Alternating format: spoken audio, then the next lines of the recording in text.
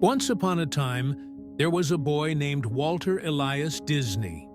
He was born on December 5th, 1901, in Chicago, but his childhood was spent on a farm in Marceline, Missouri. The farm was full of animals, wide fields, and tall trees. Young Walt loved drawing pictures of the animals and telling stories to his little sister, Ruth. These happy days on the farm became the heart of his later work. But life wasn't always easy. When Walt was 10, his father became sick and couldn't work on the farm anymore. The family had to move to Kansas City, where Walt's father made him deliver newspapers early every morning, even in the cold and rain. This hard work taught Walt the value of perseverance, a lesson he would need many times in his life. At 16, Walt wanted to join the army to fight in World War I, but he was too young, so he lied about his age and joined the Red Cross instead. He drove ambulances in France and drew cartoons for the soldiers. After the war, he returned to America with a dream: to become an artist. In 1920, Walt got a job at an advertising company in Kansas City. There, he met Ub Iwerks, a talented artist who became his best friend. Together, they started a small studio called Laugh-O-Gram, making funny cartoons for local theaters. But the studio soon ran out of money. By 1923, Walt was broke.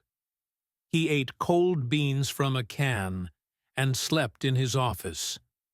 With only $40 in his pocket, he took a train to Hollywood, where his older brother Roy lived. Roy believed in Walt's dream. The brothers borrowed $500 and started the Disney Brothers studio in a tiny garage. At first, they made short cartoons about a lucky rabbit named Oswald. The cartoons were popular, but disaster struck. A greedy businessman named Charles Mintz stole the rights to Oswald and hired away most of Walt's team. Heartbroken and angry, Walt realized he needed something new, something no one could take from him. On a long train ride home, Walt drew a new character, a cheerful mouse with round ears. He named him Mortimer, but his wife Lillian suggested Mickey. With Ub Iwerks' help, Walt created 2 silent Mickey Mouse cartoons. But theaters weren't interested. Then Walt had a bold idea. He decided to add sound to cartoons, something almost no one had done before. He used his last dollars to film Steamboat Willie, 1928, where Mickey whistled and danced to music. When the cartoon played in theaters, audiences clapped and cheered. Mickey Mouse became a superstar overnight. Success didn't come easily, though. Walt worked day and night. He pushed his team to try new things. In 1932, he made the first color cartoon, Flowers and Trees, which won an Oscar. But Walt wanted to do something even bigger, a full-length animated movie. Everyone said it was impossible. "No one will sit through a cartoon that's over an hour," they warned. Walt ignored the doubters. He chose Snow White and the Seven Dwarfs, 1937, a story about kindness and courage. For 3 years, Walt spent all his money on the film. He even mortgaged his house. His team drew over 1 million pictures by hand. When the movie finally premiered, people cried and laughed. It earned $8 million, a huge sum at the time, and proved that animation could be art. But the stress took its toll.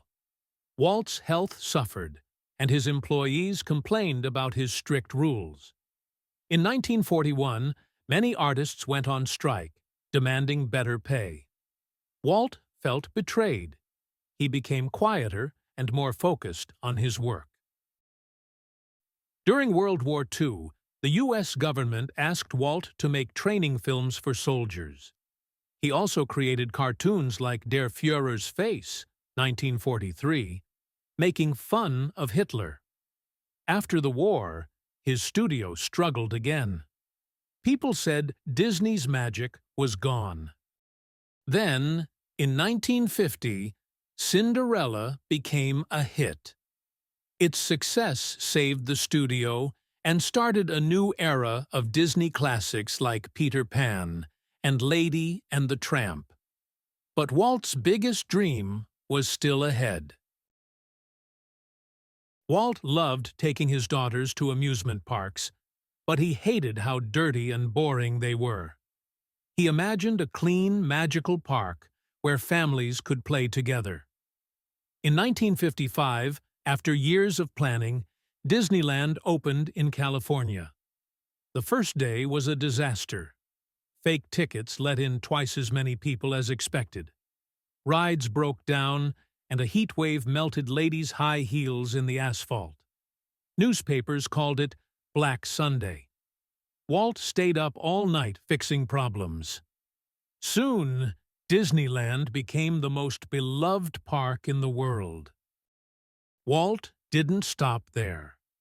He secretly bought land in Florida to build a bigger park and a city of the future where people could live and work. But he never saw it finished. In 1966, Walt Disney passed away from lung cancer. His brother Roy made sure Walt's final dream came true. In 1971, Walt Disney World opened in Florida, with a sign that read, "Walt Disney World is dedicated to the happiness of all who come here, and to the hard work and imagination of the man who started it all." Walt Disney's life was full of ups and downs. He faced bankruptcy, betrayal, and failure. But he never gave up. He turned setbacks into opportunities. When he lost Oswald, he created Mickey. When people laughed at Snow White, he proved them wrong. When Disneyland failed on day one, he fixed it. His stories taught us to believe in kindness, Cinderella, bravery, Snow White, and laughter, Mickey Mouse. His theme parks showed the world that dreams can come true, if you work hard enough. Most importantly, Walt Disney reminds us that life's challenges don't define us. It's how we face them that matters. As he once said, all our dreams can come true if we have the courage to pursue them. Today, millions of children and adults still find joy in Walt's creations. His name is a symbol of imagination, hope, and the magic that happens when we dare to dream.